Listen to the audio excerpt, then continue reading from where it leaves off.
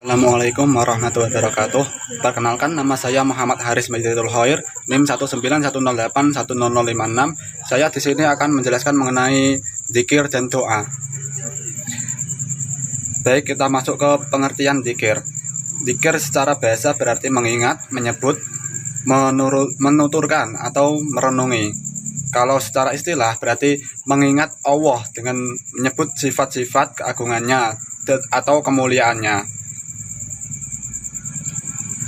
Allah memerintahkan hambanya untuk memperbanyak zikir, seperti firman-Nya pada surat Quran surat Al-Ahzab ayat 41.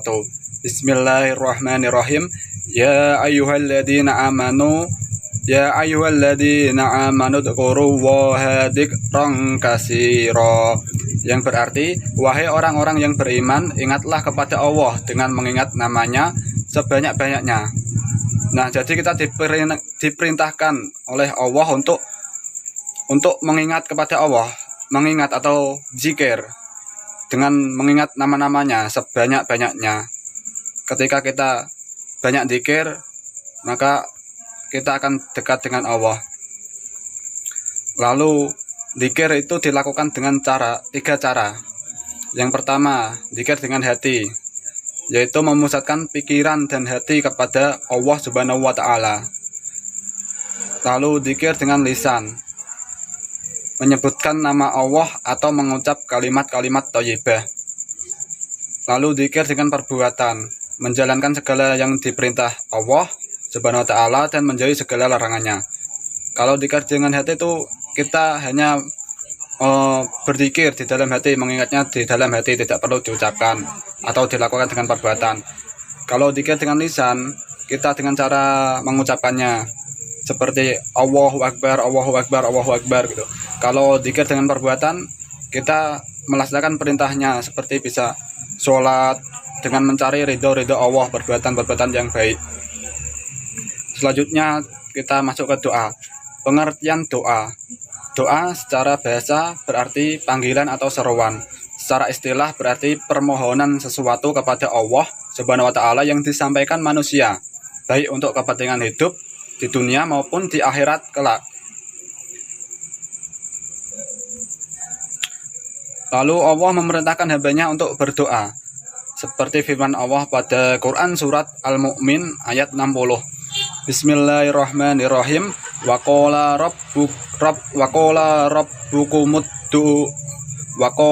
rabbukumud uni astajib lakum innal ladzina yastakbiruna an ibadati sayadkhuluna jahannama dahirin.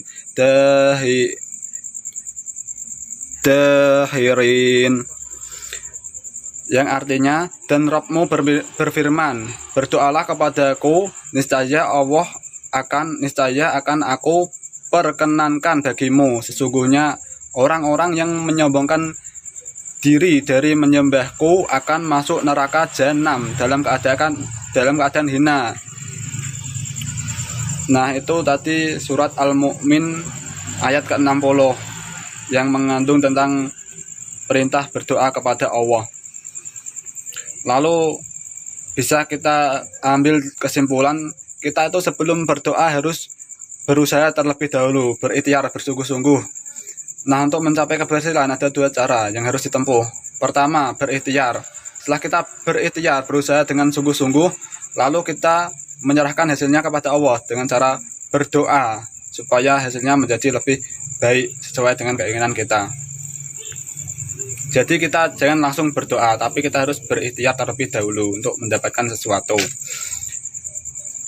Lalu tata cara berdoa. Yang pertama itu dimulai dengan membaca tasbih dan tahmid serta sholawat Nabi. Lalu bersikap yang sopan dan tenang. Selanjutnya yakin bahwa Allah akan mengabulkan doanya. Selanjutnya khusyuk dan tawaduk. Selanjutnya dengan suara lemah lembut dan penuh harap. Lalu selanjutnya menghadap kiblat, selanjutnya dalam keadaan suci, dan yang terakhir mengakhiri doa dengan sholawat dan hamdalah. Untuk waktu-waktu yang mustajab atau yang waktu-waktu yang mudah untuk dikabulkan doanya. Yang pertama yaitu sesudah sholat fardu. Seperti setelah kita sholat fardu 5 waktu itu, duhur, asar, maghrib, isya, dan subuh, kita berdoa setelah sholat-sholat itu. Lalu setelah azan dan iqomah, seperti doa setelah azan juga ada dan doa setelah iqomah juga ada, bisa dilaksanakan. Lalu untuk waktu antara khutbah Jum'ah, seperti saat kita melakukan sholat Jumatan itu, waktu di antara khutbah Jum'ah ada berdoa juga. Lalu waktu sepertiga malam terakhir, seperti saat kita mau sholat tahajud sepertiga malam, kita berdoa di situ. Itu adalah waktu-waktu yang mustajab. Lalu saat-saat kritis atau genting, saat ada sesuatu yang mendesak, kita berdoa. Lalu saat teraniaya, kita membutuhkan pertolongan Allah, kita berdoa. Lalu ketika minum air zam-zam, juga kita berdoa. Nah, itu adalah waktu-waktu yang mustajab. Lalu ada sebab tidak atau belumnya terkabulnya doa. Itu bisa disebabkan mungkin ditunda untuk lain waktu, lalu mungkin ditangguhkan di akhirat atau dikabulkan dengan bentuk lain, tidak sesuai doa kita. Lalu mungkin tidak baik bagi pemohon jika dikabulkan, malah mendatangkan mudarat. Selanjutnya, manfaat zikir dan doa. Yang pertama itu membuat hati tentram tentunya. Lalu yang kedua, hati-hati dalam hidup. Yang ketiga, sarana komunikasi dengan Allah. Yang keempat, sebagai inti ibadah. Yang kelima, menumbuhkan optimisme. Bacaan zikir dan doa setelah sholat. Ada juga membaca istighfar 3 kali. Astaghfirullahaladzim alladzi la ilaha illa huwal hayyul qayyum wa atubu ilaih selama 3 kali. Lalu membaca tahlil la ilaha illallah wahdahu la syarikalah lahul mulku walil hamdu yuhyi wa yumiitu wa ala kulli syai'in qadir juga 3 kali. Ada juga membaca tasbih selama 33 kali. Subhanallah, subhanallah, subhanallah itu 33 kali. Lalu membaca tahmid alhamdulillah, alhamdulillah, alhamdulillah juga 33 kali. Lalu membaca takbir Allahu Akbar, Allahu Akbar, Allahu Akbar itu juga 33 kali. Lalu untuk doa, bisa doa untuk kedua orang tua seperti bismillahirrahmanirrahim. Allahumma firli wali walidayya warhamhuma kama rabbayani shaghira. Artinya, wahai Tuhanku, ampunilah aku dan kedua orang tuaku, ibu dan bapakku. Sayangilah mereka seperti mereka menyayangiku di waktu kecil. Lalu doa memohon keselamatan di dunia dan di akhirat, yaitu bismillahirrahmanirrahim. Rabbana atina fid dunya hasanah wa fil akhirati hasanah wa qina adzabannar. Yang artinya, ya Rabb kami, berilah kami kebaikan di dunia dan kebaikan di akhirat, serta peliharalah kami dari azab api neraka. Lalu ada bacaan zikir dan doa setelah sholat. Doa untuk menuntut ilmu selanjutnya, seperti Allahumma infa'ni bima 'allamtani wa 'allimni ma yanfa'uni warzuqni ilman yanfa'uni wazidni ilman walhamdulillahi ala kulli halin wa a'udzu billahi min hali ahlin nar. Artinya, ya Allah, manfaatkanlah untuk diriku apa yang telah Engkau ajarkan kepadaku, dan ajarilah aku dengan apa yang bermanfaat bagiku, dan limpahkanlah rezeki berupa ilmu yang bermanfaat bagiku. Riwayat Nasai dan Hakim dari Anas bin Malik radhiyallahu anhu. Tambahkanlah ilmu kepadaku, segala puji bagi Allah dalam keadaan apapun, dan aku berlindung kepada Allah dari keadaan penghuni neraka. Hadis riwayat Tirmidzi. Nah, sekian tadi tentang materi zikir dan doa. Semoga bermanfaat. Terima kasih. Wassalamualaikum warahmatullahi wabarakatuh.